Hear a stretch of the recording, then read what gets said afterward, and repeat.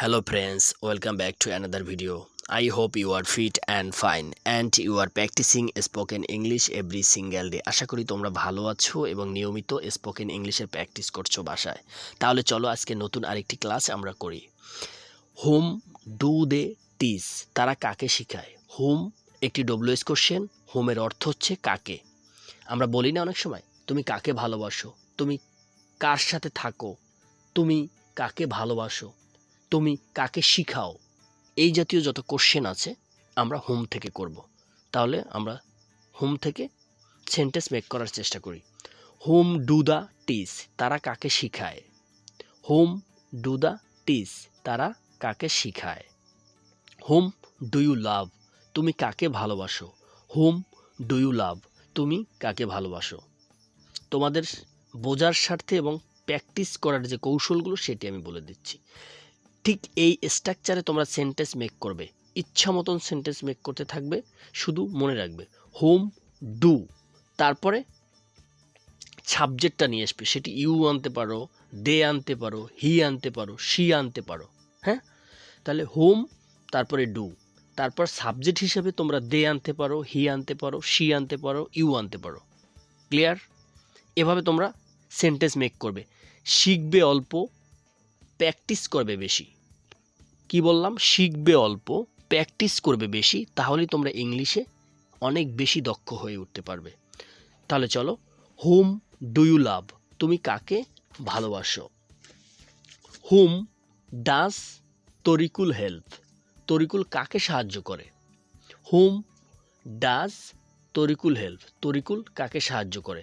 আমরা অবশ্যই এই ডাজ কেন এসেছে এখানে সেটি সম্পর্কে আমাদের আরও অনেক ভিডিও দেওয়া আছে, তোমরা সেটি দেখে নিবে। তারপর আমি বলে দিচ্ছি, যেহেতু এই তরিকুলকে নির্দেশ করা হচ্ছে, তরিকুল ফার্স্ট পার্সনও না, সেকেন্ড পার্সনও না, এ হচ্ছে third person singular number. Tarikul কাকে সাহায্য করে, তাহলে তরিকুল কি ফার্স্ট পার্সন সেকেন্ড পার্সন? কখনোই না, তরিকুল হচ্ছে থার্ড পার্সন সিঙ্গুলার নাম্বার, যার কারণে আমরা ডাজ নিয়ে আসছি। Clear? Whom do you call, তুমি কাকে ডাকো। হোম ডু ইউ কল, তুমি কাকে ডাকো। হোম ডাজ হি কলিং, সে কাকে ডাকছে। হোম ডাজ হি কলিং, তুমি সে কাকে ডাকছে। ক্লিয়ার? আমি বারবার যে কথাটা বলেছি আপনাদের, সেটি হচ্ছে যে আপনি শিখবেন কম, প্র্যাকটিস করবেন বেশি। প্র্যাকটিসের বিকল্প কিছু নেই। আপনি যতই বেশি, আমি একটা ক্লাসে আপনাকে 10টা স্ট্রাকচারের রুল দিয়ে স্পোকেন ইংলিশের অনেকগুলো সেন্টেন্স মেক করার কৌশল শিখিয়ে দিলাম, আপনার ভালোও লাগবে। কিন্তু আপনি যদি নিজে থেকে কথা বলতে না পারেন, যদি আপনি স্পোকেন ইংলিশটা না বোঝেন, তাহলে আপনাকে আমি এত স্ট্রাকচার, এত কিছু শিখিয়ে তো আমি আপনার ভিতরে তো সেটি ক্রিয়েটেড করতে পারবো না, তাহলে আপনার কোনো লাভ হবে না। আপনাকে আমি বলছি দৈনিক আপনি 5টা সেন্টেন্স মেক করা শেখেন, আপনি 2টা রুলস ভালোভাবে বোঝেন এবং নিজে প্র্যাকটিস করেন, তাহলেই আপনি ইমপ্রুভ করতে পারবেন।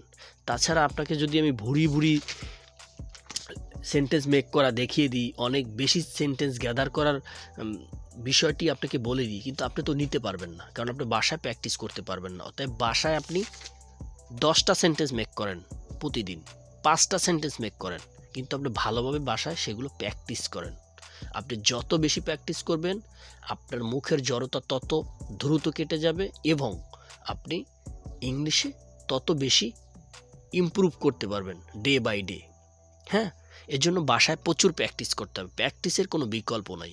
আমি আপনাকে ক্লাস দিয়ে যেতে পারি প্রতিদিন, অনেকগুলো ক্লাস দিয়ে দিতে পারি যা আপনি কল্পনাও করতে পারবেন না, কিন্তু আপনি তো প্র্যাকটিস করবেন না। আপনি প্র্যাকটিস না করলে আপনার কোনো ক্লাসই কাজে আসবে না। ইউটিউবে লক্ষ লক্ষ কন্টেন্ট আছে ইংলিশের পরে, বিভিন্ন রকমের, কিন্তু আপনি দেখছেন, স্ক্রল করছেন, মোবাইলে স্ক্রল করছেন, আপনার দিন সরে যাচ্ছে, দিন পার হয়ে যাচ্ছে, কিন্তু ইংলিশে আপনার বিন্দু পরিমাণ ইমপ্রুভ হচ্ছে না, তাতে আপনার কোনো লাভ নেই। আপনি দৈনিক 5টা সেন্টেন্স মেক করেন। আমি আপনাকে বলছি 1 মাস শুধু আপনি প্র্যাকটিস করে যান, 5টা করে প্রতিদিন সেন্টেন্স মেক করেন। 5, 30, 150টা সেন্টেন্স আপনি মেক করতে পারবেন, এবং এই 150টা সেন্টেন্স যখন আপনি বলতে পারবেন, দেখবেন আপনার ভিতরে কি একটা ব্যাপক পরিবর্তন চলে এসেছে। অতএব শুধু শুনে নয়, বাসায় প্র্যাকটিস করে নিজেকে আরও বেশি ইমপ্রুভ করে তারপরে আপনি ইংলিশে ফ্লুয়েন্টলি কথা বলার যোগ্যতা অর্জন করতে পারবেন। ভালো থাকবেন সবাই, ধন্যবাদ।